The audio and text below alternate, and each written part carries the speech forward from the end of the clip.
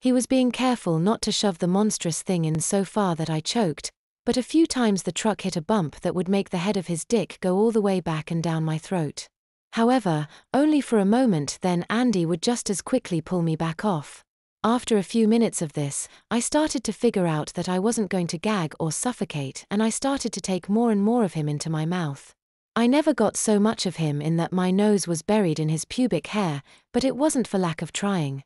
Later that night I learned that the reason why was because he was so enormously endowed. Actually, to this day, I have never been with another guy that was as blessed with hugeness like my cousin Andy.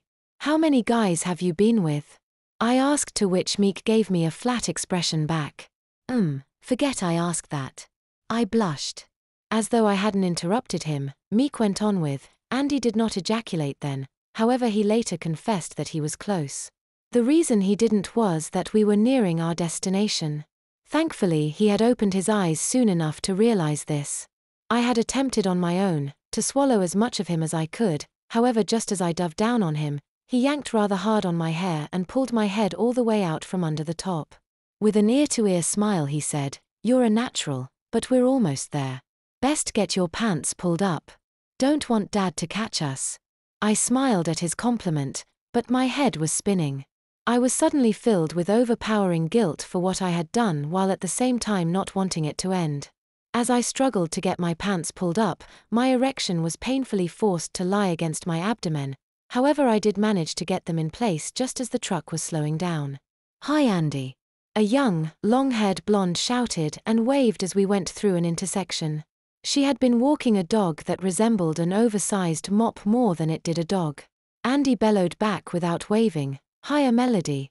He then leaned down toward me and asked, "You all sorted?" And I nodded vigorously. And then coldly he said to me, "Good. Me too. Now remember, not a word of this to anyone. Especially Dad and Mom, or they'll kill us both and bury our bodies behind the barn with my older brother." Kill us? Older brother? I thought. Actually, I screamed it inside my head as the truck pulled to a stop at a stop sign. "Your uncle wouldn't really kill you, would he?" I asked Meek. Meek answered with, "Alvin, my Aunt Janet, and Uncle Bob are like super Catholics." Whoa! I gasped. From the cab Uncle Bob called out the window, "You boys about froze back there?" Andy shouted back, "Nah, it's like a day at the beach." Uncle Bob then told us that he was going to make a stop at the church, but that he wouldn't be but a minute or two. All through this exchange I was thinking about what Andy had said about them killing us and burying us behind the barn with his older brother. I had also remembered that Uncle Bob had that big shotgun hung above the fireplace. I was wondering if he'd used that on Andy's older brother. I honestly didn't remember Mom and Dad ever telling me about another cousin either. I was wondering if maybe Uncle Bob and Aunt Janet had caught him doing what Andy and I done. And I kept going back to when I first arrived and how Uncle Bob has so sternly warned me to never go behind the barn. The truck then stopped, Uncle Bob got out, slapped the side bedrail, and said, "Only be a minute, boys. You two just sit tight." He then locked eyes with me and asked, "You doing all right there, kiddo?" I think I grunted something unintelligible back to him.